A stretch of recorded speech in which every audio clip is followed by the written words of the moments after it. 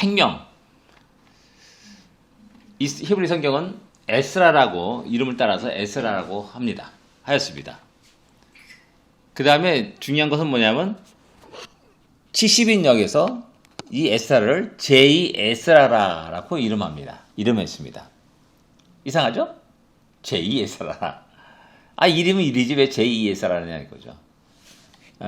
이것은 그냥 외경이 있습니다. 70인역에는 외경이 있습니다. 그래서 거기 한데 하나가 뭐냐 에스드라인데 에스라입니다. 이게 외경 에스라가 있고요.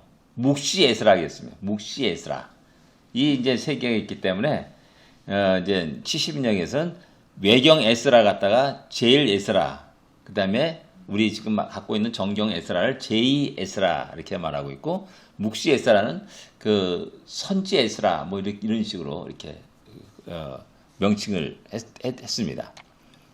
그리고 이제 벌게트역 성경을 최초로 라틴어로 번역한 그 성경이 벌게트역입니다. 거기선 제일 에스라라 이렇게 말하고 있고요. 그럼 제2 에스라는 뭐냐? 느헤미야를 의미하고 있습니다. 그래서 원래는 유대인들은 히브리인들은 에스라와 느헤미야를 한 권의 책으로 생각하였다는 겁니다. 여기 어디서 그 흔적을 알 수 있냐면은 에스라 4장에 보면 알 수 있어요. 4장입니다. 4장 가만히 읽어보면은 이상한 게 한두 가지가 아니에요. 다리왕도 나오고요. 거기에 그 아수르야 왕도 나오고요. 아닥사스다 왕도 나와요. 이거 뭐야? 할 정도로 이렇게 돼요. 근데 이게 왜 그것을 이해하려면은 이게 느헤미야서하고 한 책이구나라는 것을 우리가 알면은 그 4장 내용이 이해가 되는 겁니다. 예, 그래서 보겠습니다. 기록자는 우리가 알다시피 에스라입니다. 에스라는 페르시아 아삭사스다 왕 통치기간에 활동한 사람입니다. 제사장 가문의 출신입니다. 거슬러 가면 사독 계열의 제사장 가문의 후손입니다. 에스라는 그 아닥사스다 7년에 귀환을 합니다. 아닥사스다 왕 나중에 이제 이거 쭉 일목요에 보여주겠습니다. 좀 이따가 7년에 귀환하고요. 느헤미야는 아닥사스다 왕 20년에 귀환합니다. 그러니까 13년 후에 이제 3차 귀환이 일어난 겁니다. 고레스 칙령에서 1차 귀환이 일어나고요. 그 다음에 에스라에서 2차 귀환이 일어나게 되고 또 느헤미야에서 3차 귀환이 일어난 거죠. 2차가 3차는 13년의 차이가 있고요. 1차와 2차에는 뭐 상당히 오랜 40년, 50년 이렇게 차이가 납니다. 굉장히 오랜 차이가 납니다. 시대 배경은 1차 기한부터 2차 기한까지 담고 있습니다. 에스라서는. 그리고 느헤미야에서는 3차 기한을 담고 있는 겁니다. 그 다음에 주요 내용은 1차 기한 내용이 있고요.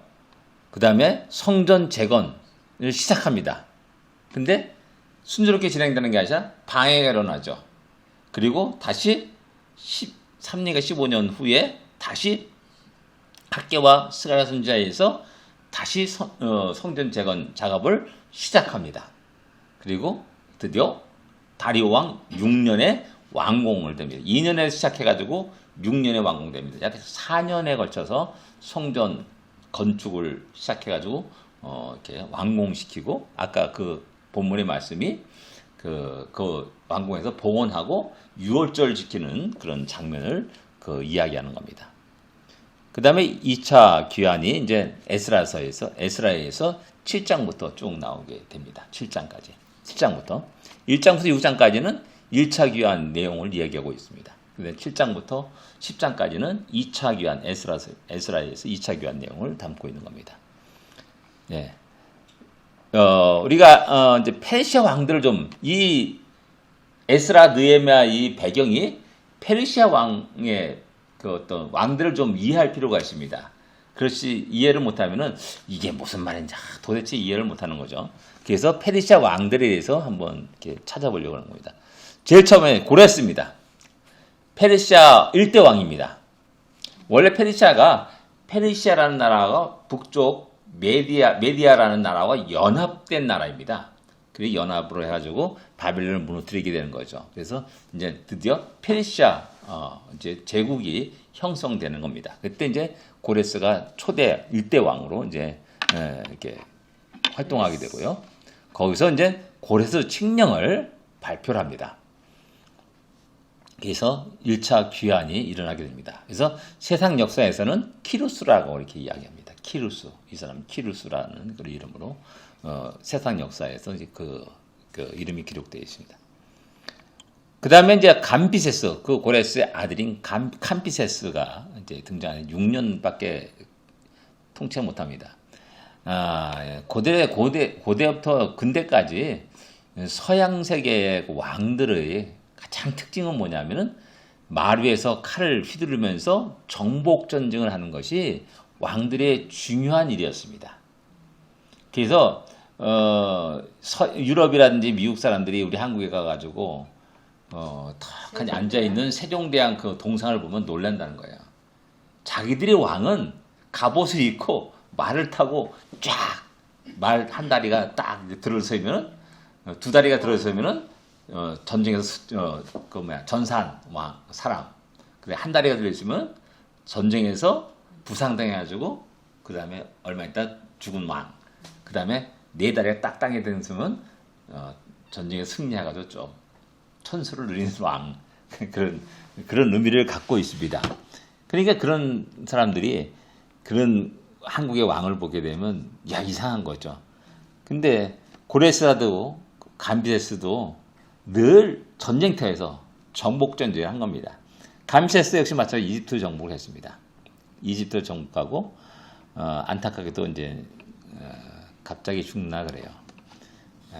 그 죽는 이유는 그 다음에 나옵니다. 감비세스가 이제 죽고 나서 마고스 형제가 6개월 정도 통치합니다. 요 마고스 형제가 마고스 형제가 중요한데 감비세스가 자기 친동생을 위험인물을 봤습니다. 그래서 정복 전쟁을 하면서 이 자기 친동생을 수사 도성에다가 남겼는데 영치추한 거예요. 자기 꿈도 그렇고. 그래가지고 자기 부하를 시켜서 가서 자기 동생을 죽여라. 그 동생이 수메르디스예요. 동생 죽여라. 해가지고 그 부하가 가서 죽였어요. 그래서 와서 죽였습니다. 라고 보고한 거예요. 근데 동생이 죽은 줄을 아는 사람이 하나도 없는 거예요. 마고스 형제가 딱 보니까는. 그래서 야 좋은 찬스다 해가지고 네가 동생한테 네가 그 동생 역할을 해라. 그리고 황제로서 왕으로서 등장해가지고 반란을 일으켜라. 해가지고 마고스 형제가 반란을 일으킨 겁니다. 그 정복전쟁에서 캄비세스가 또 보니까 그 소식이 딱 들리니까 부한테 너 죽였다는데 어떻게 된 거냐? 나 죽였습니다. 그래가지고 거기서 막 돌아오다가 이제 갑자기 죽습니다.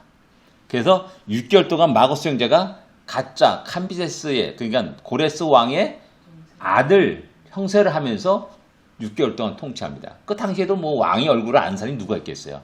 극소수 몇 사람밖에 없는 거지 않습니까? 그러니까 가짜 그 고레스 왕의 아들로 행세하면서 6개월 동안 통치하는 겁니다. 그때 이제 오네코스인가 그 사람이 있어요.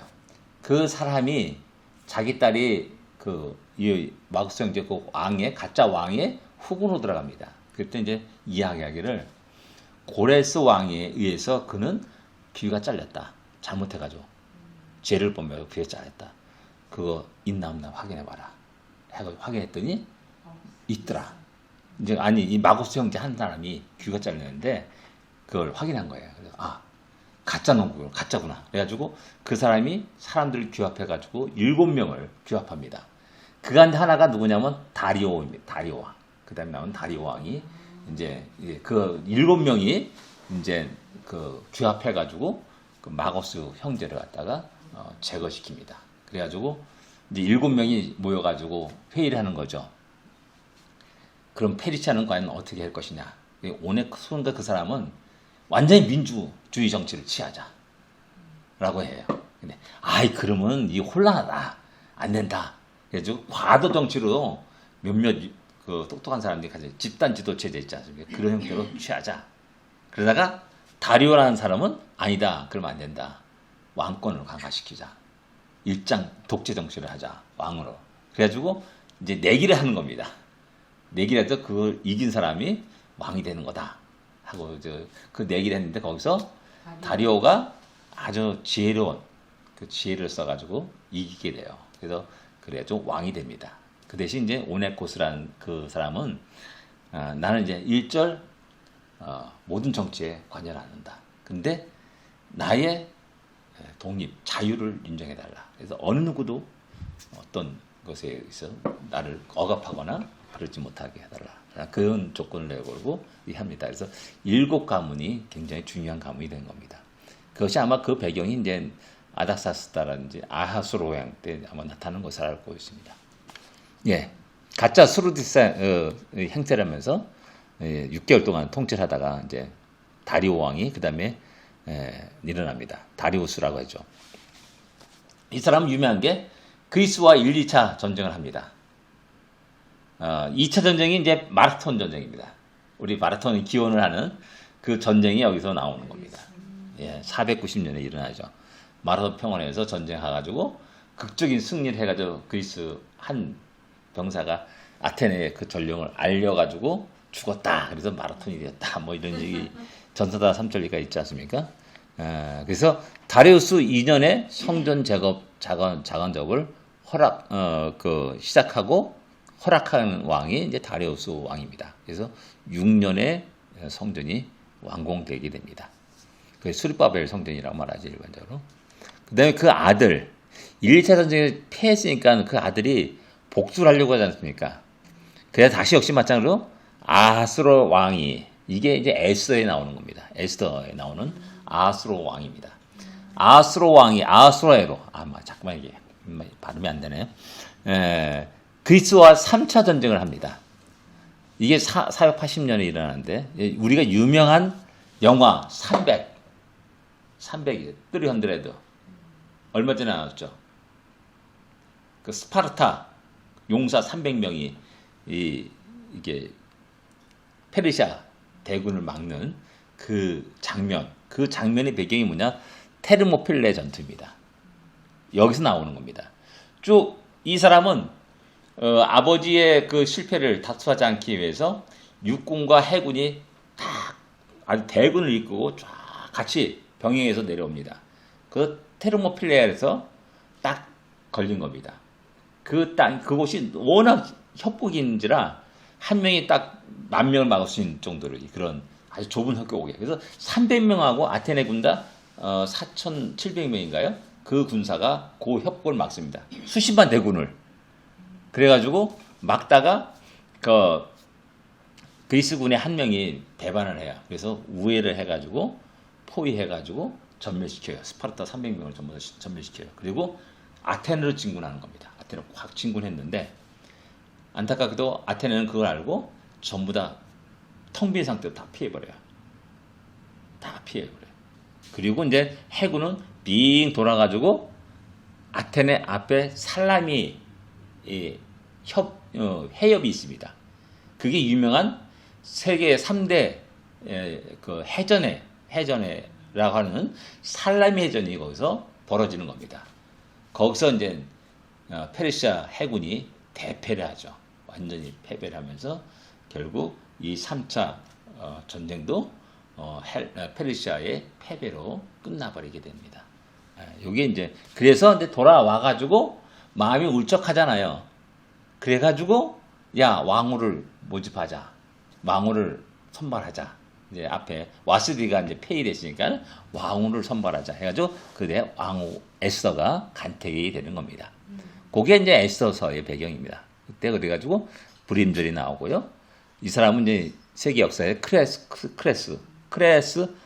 크세르크세스라는 그 이름으로 보통 일반 역사책에 세계 역사책에 그 이름으로 이렇게 나오고 있습니다. 이게 아수에로입니다. 아수에로. 그러면 이제 우리가 지금 알고 있는 느헤미야, 에스라서에 나오는 아닥사스다 왕이 그 다음에 나오는 겁니다. 유대인 2차와 3차의 귀환을 이제 이룬 사람이다 이렇게 할 수가 있습니다. 그래서 이제 우리 성경에 나오는 사람들은 이런 사람들입니다. 주로 이제 고레스, 다리오 왕, 그 아들 아수에로, 그 다음에 아닥사스다. 여기 나오는 겁니다. 근데 이제 다니엘서에 나오는 다리오는 또 다른 사람입니다. 여기 다리우스 1세가 아닙니다. 그 사람은 고레스의 장인으로 이렇게 우리가 알고 있습니다. 장인으로. 그래서 이제 고레스가 열심히 전쟁에 나가서 정복 전쟁할 때 내정을 담당할 수 있는 사람이 누구냐? 실리아 쓰는 사람이잖아요. 아무나 맡길 수 없잖아요. 그래서 장인이 그걸 담당한 겁니다. 그래서 이제 그 페르시아 제국 왕이 되는 겁니다. 예, 그 다음에 이제 중요한 건 뭐냐면은 포로기안의 북이스라엘과 남유다의 차이점입니다. 고레스 왕이 칙령이래요, 그죠? 근데 과연 그 여러 이제 민족들이 과연 어떤 민족이 자기 고향을 가가지고 자기 땅에서 또 나름 고향의 재건을 위해서 일했을까? 제가 생각하건대 유대인밖에 없었을 거다라고 생각됩니다. 맞아. 다른 민족들은 갈 이유가 없어요. 왜? 거기 자기 터전이잖아요. 새로운 터전이잖아요. 지금 우리가 여기서 이제 한 3년 가까이 3년, 30년 살잖아요. 그럼 우리가 우리가 사는 게 나의 터전이 우리 터전이에요. 우리 아들은 또 더더구나 이게 이제 고향이 여기다라고 생각하고 사는 거고요. 한국 돌아갈 이유가 없는 겁니다. 그죠? 그 마찬가지로 대부분 민족은 고레스 칙령에 의해서 했지만은 그냥 그 땅에 내 고향이다라고 주장했던 거라는 겁니다. 근데 이제 유대인만큼은 돌아갔다는 거죠. 근데 이제 북쪽 이스라엘은 우리가 말하듯이 알다시피 북쪽 이스라엘은 어떻게 잃어버린 열지파라 이렇게 우리가 보통 얘기합니다. 그래서 우리나라 사람이 뭐 당군 후손, 뭐 단지파 뭐 저쪽 뭐 얘기하고 뭐 이상한 헛소리 하는 사람도 있습니다. 예. 이스라엘 사람들은 북쪽 이스라엘 왕국의 열지파는 귀환하지 않습니다. 예, 극소수가 귀환하게 해요. 다른 지파가 하나도 없다는 게 아니라 예수님이 이제 갔을 때 예수님 그 성전에서 아기 예수를 안고 축복하는 시몬 할아버지가 어디 지파인데? 다른 지파고요. 그 옆에 안나라는 그 여인이 또 기도한 과부 여인이 아셀 지파라고 말합니다. 그러니까 하나도 없는 게 아니에요. 그러니까 그 존재 자체는 미미하고 그다음에 이제 다 통합적으로 유대인이다라는 그런 거 완전히 통합되는 그런 형태가 된 겁니다. 그래서 이제 한번 그 차이점이 무엇인가를 한번 생각할 필요가 있습니다.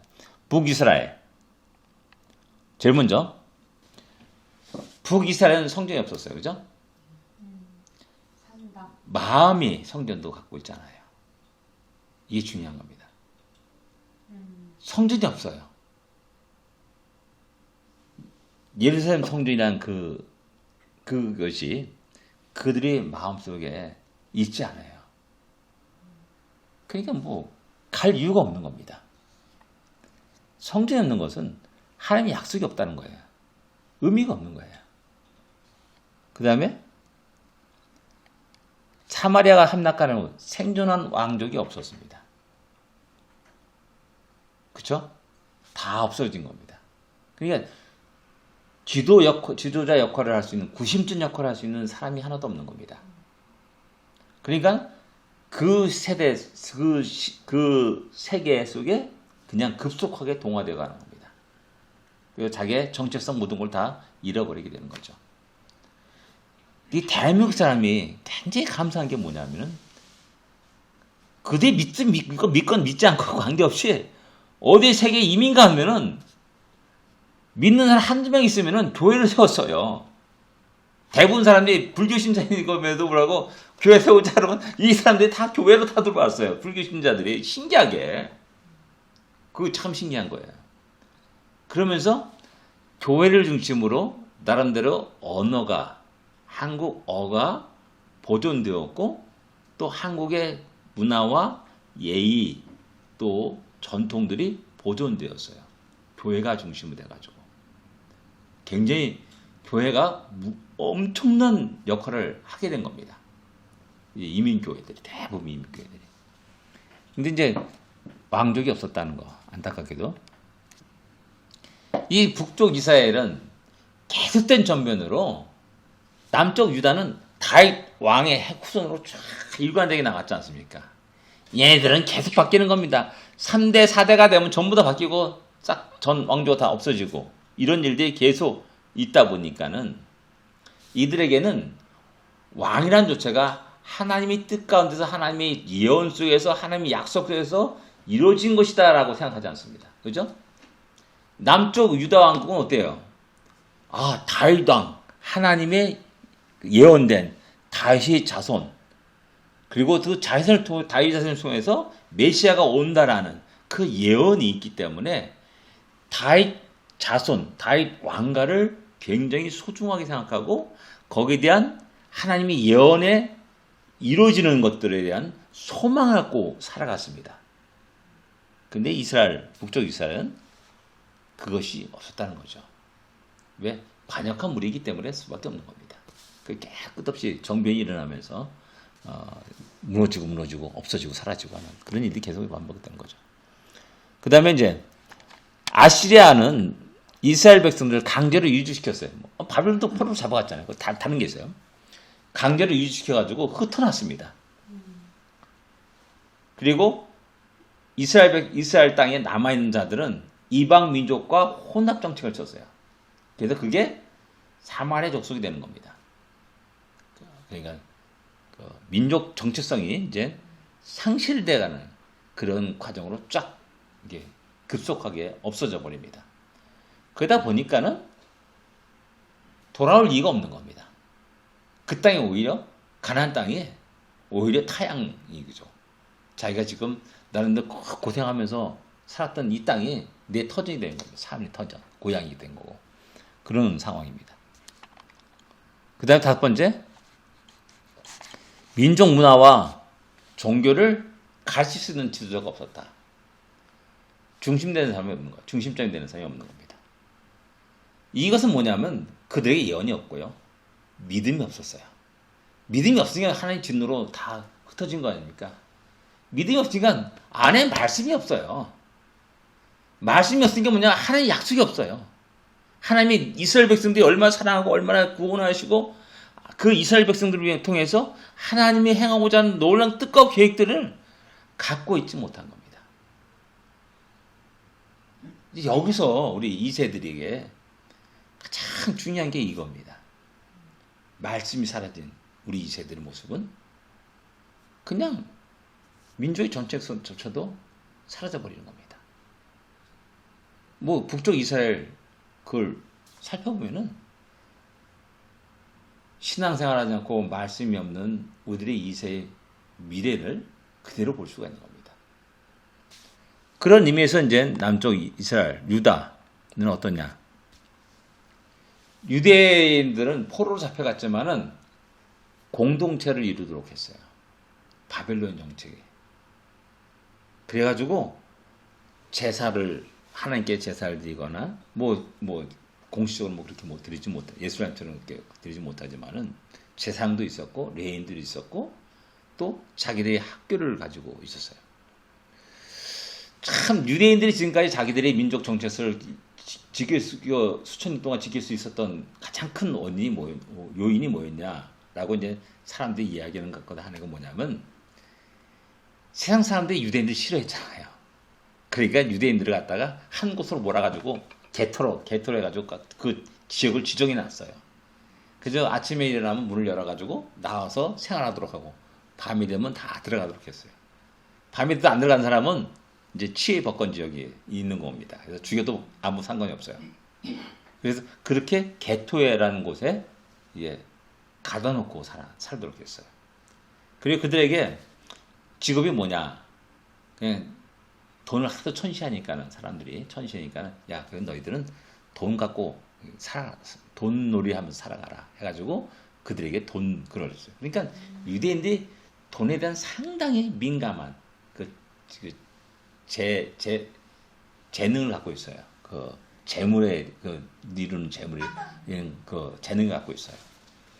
그 다음에 늘 끝없이 방랑하잖아요. 그 가면서 할 수 있는 게 뭐예요? 보석이에요, 보석. 가장 작으면서 가장 비싼 거.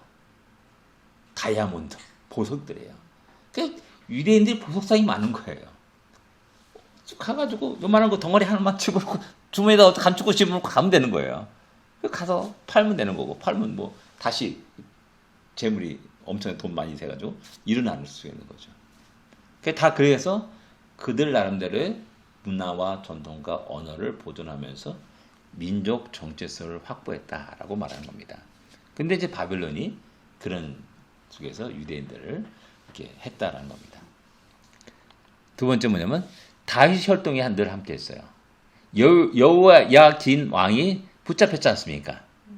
그래서 나중에 엘무로다 그 왕 때, 바벨론 왕 때 석방이 돼가지고 그 왕들과 같이 식사를 하는 그런 영광을 누리지 않습니까?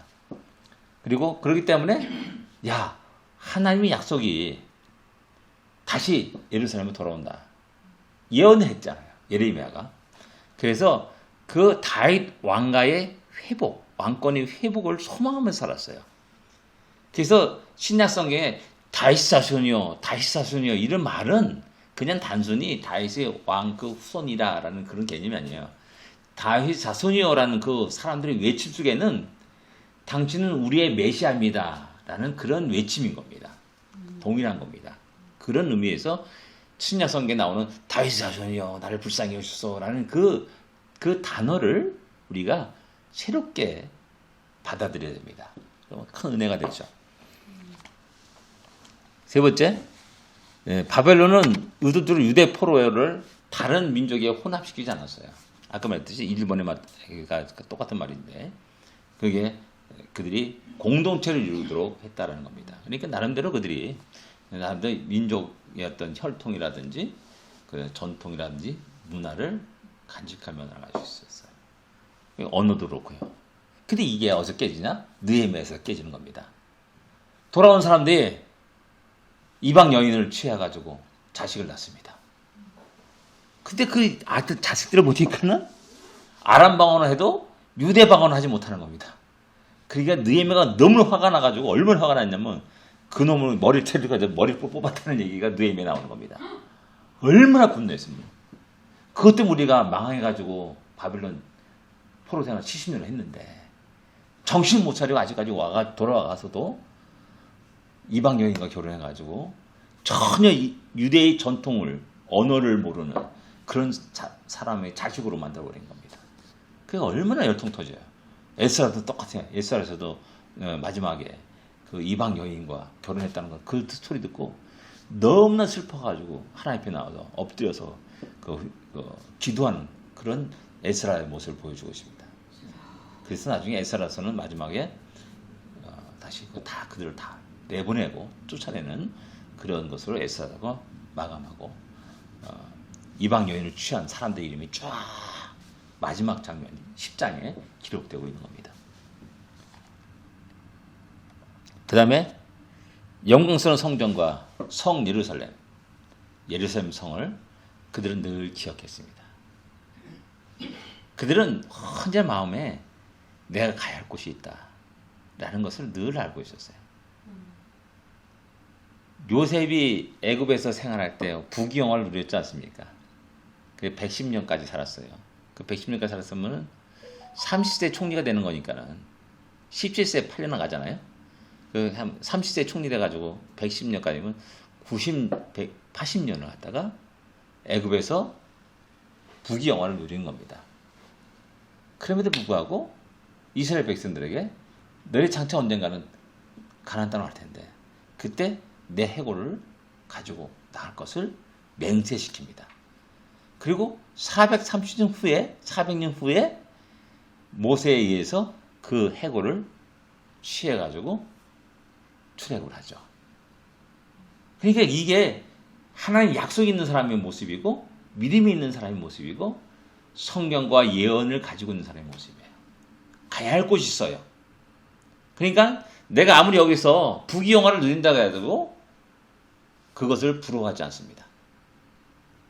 내가 가야 할 곳이 있으니까 때가 되면 툭툭 털고 이걸 넣어놓고 또 떠나는 그런 일이 일어나는 거죠. 그 예언가 있고 선지자들이 있고 지도자들이 있었다는 겁니다.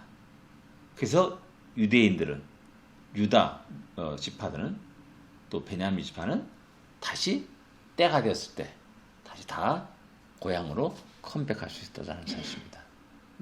이것이 지금 우리가 나그네 이민 생활하면서 이 두 차이를 아주 명확히 한번 보시고 우리 자녀들이 어떻게 해야 되는가를 갖다가 알고 또 교회가 어떤 것을 해야 되는지를 자연스럽게 알 수 있는 그런 것이라 할 수 있습니다.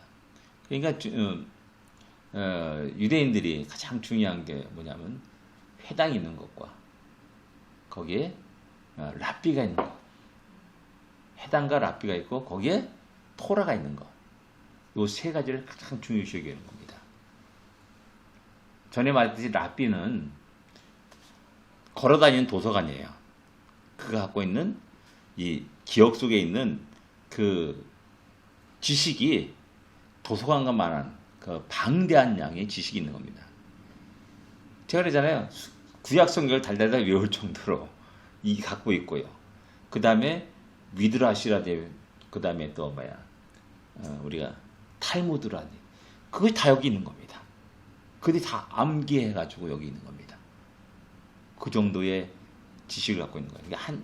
랍비 한 명을 죽여버리면 도서관 하나가 사라지는 겁니다.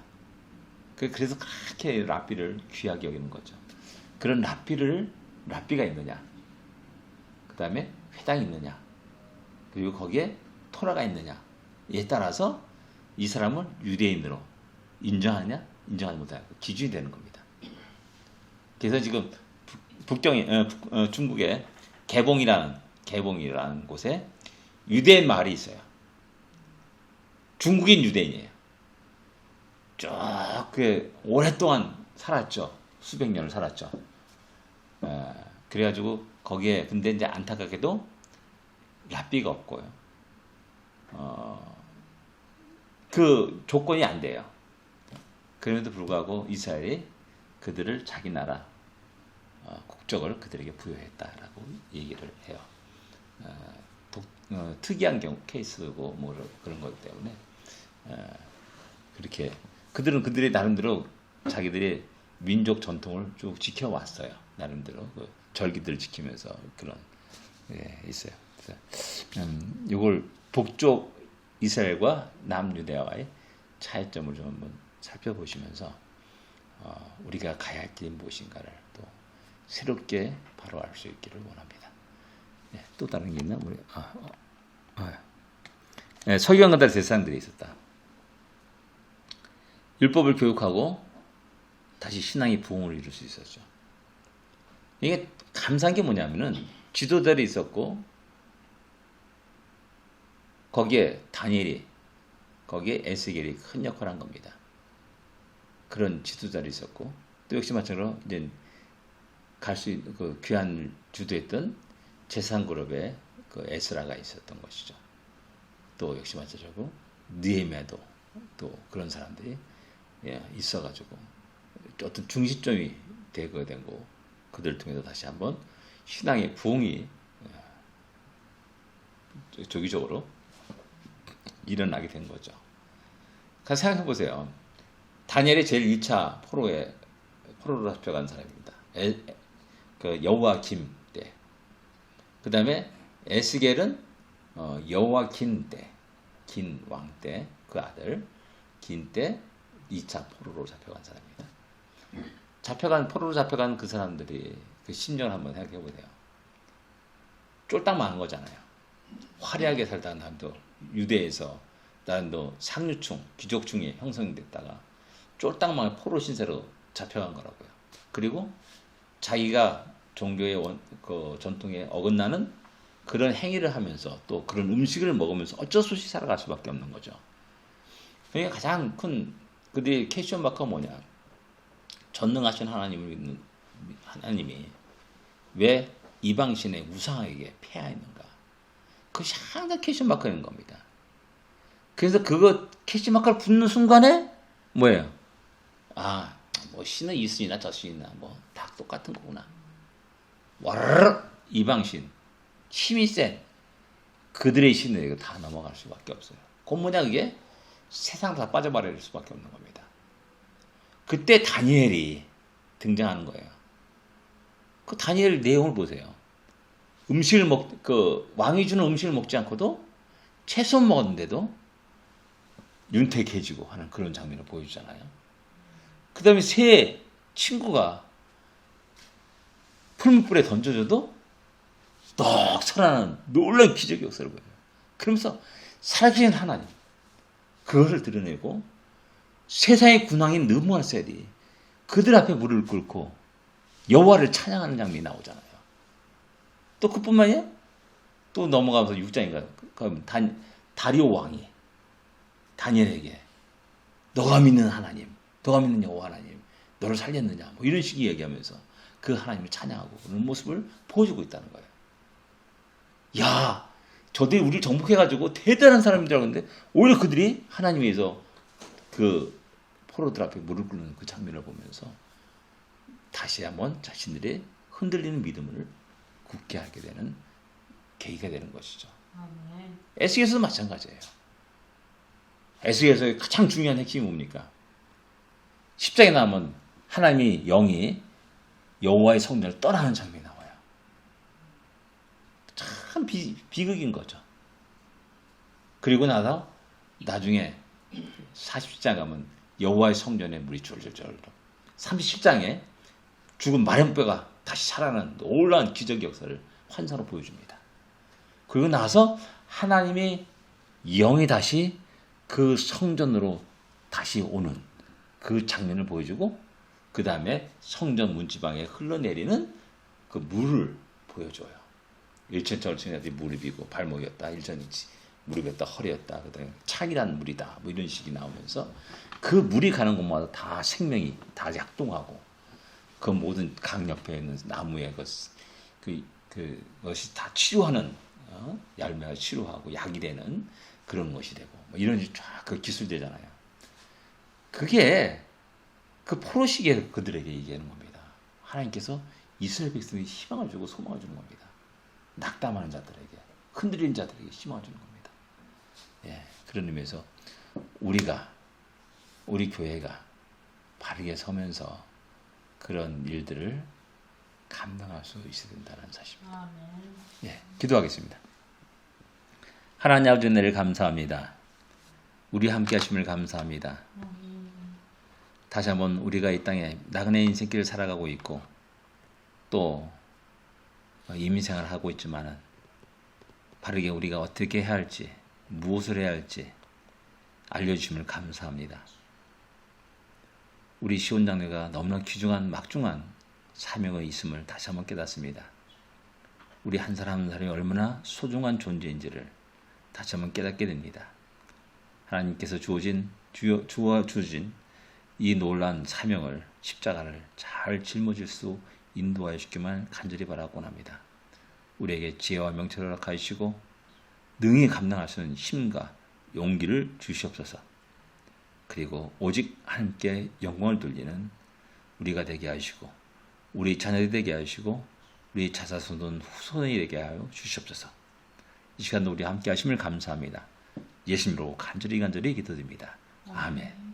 하늘에 계신 우리 아버지여, 이름이 거룩히 여김을 받으시오며 나라 임하옵시며 뜻이 하늘에서 이루어진 것 같이 땅에서도 이루어지리이다. 오늘날 우리에게 일용할 양식을 주옵시고 우리가 우리에게 죄 지은 자를 사하여 준 것 같이 우리 죄를 사하여 줍시고 우리를 시험에 들지 말게 하옵시며 다만 악에서 구하옵소서. 대개 나라와 건세와 영광이 아버지께 영원히 싸움나이다. 아멘. 감사합니다.